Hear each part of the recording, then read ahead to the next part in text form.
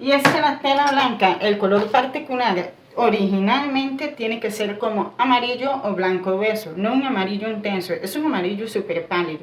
Entonces, de algún modo hubo marketing súper engañoso refiriéndonos a las camisetas o ropas blancas. ¡Uy, qué blanquísima! Hay que usar este color, y sacan cierto pigmento que es precisamente el azul ultramar, y lo echamos a las ropas. En vez de llamarse blanquear, deberíamos llamar azular.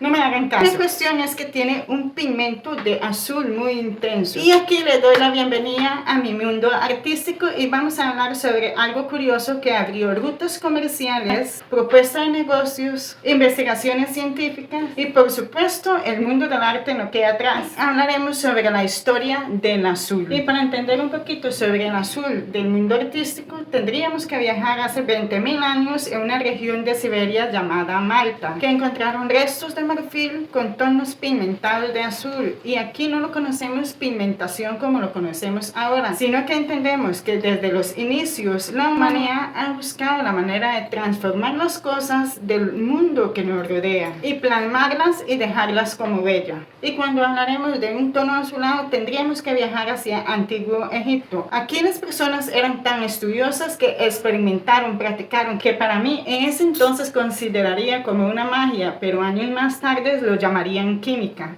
Y descubrieron por primera vez en la historia de la humanidad un pigmento sintético al cual llamaron azul egipcio. Terminó creando una de las cosas más maravillosas aplicando en obeliscos, murales, estatuas, tumbas y en los papiros. Luego, años más tarde, había un personaje romano llamado Marco Vitruvio, que escribió en su magnífica obra llamada De Arquitectura. Expresó ahí una serie de indicaciones sobre cómo crear el azul egipcio. Sin embargo, muchos científicos de la comunidad decían que Marco Vitruvio está inventando. Faltaba cierta sustancia para poder transformar ciertos elementos al tono de azul egipcio. Otros decían, ay no, pero si Marco Vitruvio nunca vio nacer el azul, él nunca lo hizo, experimentó. Y hasta que llegó alguien que dijo, no, calmémonos. Porque y comenzaron a hacer la experimentación, que tenía sílice, que tenía arena, que tenía cobalto, que tenía no sé qué.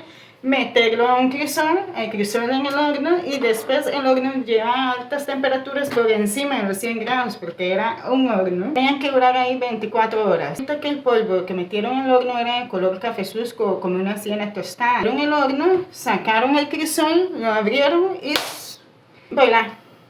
Puedes juzgar los métodos, pero no los resultados. Entonces, mientras Egipto ya tenía su azul egipcio, entre las regiones de Afganistán llamada Badakhshan están sacando el lápiz azulí, una piedra que ya había esparcido alrededor del mundo y todavía no llegaba a Europa. Apenas habrían rutas comerciales alrededor del mundo. Y por otro lado, en la región de Ugarit, perteneciente a Siria, tenía ya sus 4 formas de sacar el azul. A partir de la planta del índigo, a partir del lápiz azulí, de la azurita y de unos caracoles marinos, que este último era bastante tortuoso. Y luego llegamos a América, que crearon uno de los métodos más fascinantes de la conservación de un pigmento a través de los siglos, y es el azul maya, que abarcó hasta el periodo mesoamericano, desde el sur de México hasta el norte de Costa Rica. Hicieron una de las novedades más extraordinarias para conservar la pigmentación, y es que usaron el azul proveniente de las plantas índigo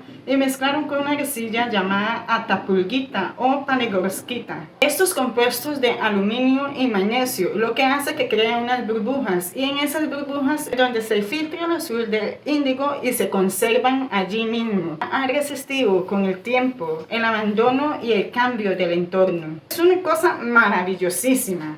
Y luego volvemos a Europa. Europa tiene una pequeña escasez del azul. Y es que sí tenían azul, pero un azul que no pintaba para nada. En eso entonces Carlomagno vio la necesidad y la importancia del azul entre la civilización, que lo convirtió en una idea de negocio. Así que mandó a todo el mundo a sembrar glasto, y las plantaciones que allí producían sustentaban un poquito la economía del imperio en ese entonces. Hasta que el lápiz azulí de Afganistán ya estaba entrando por vía marítima, el azul ultramar, hasta Roma. Es que Carlomagno intentó detener porque se estaba cayendo su negocio. Es que lamentablemente el azul ultramar ya estaba conquistando todas las regiones, por lo que Carlomagno dijo, no, está bien, pasen, porque se dio cuenta que el pigmento del azul es mucho más intenso de lo que ellos estaban produciendo. Terminó siendo tan caro que según algunas inversiones históricas dicen que algunos pintores se endeudaban para adquirir el azul y solo usaban para obras divinas, prestigiosas, muy importantes. Y en el momento que necesitaban ese azul,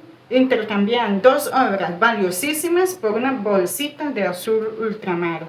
Y ultramar precisamente porque viene más allá del mar. Hasta el fin Europa llegó a tener su tan codiciado color azul. Y con esto concluyo las historias de los pigmentos y en especial del azul. Nos damos cuenta que viene de diferentes métodos de experimentación, tanto natural como sintético. Chao, chao.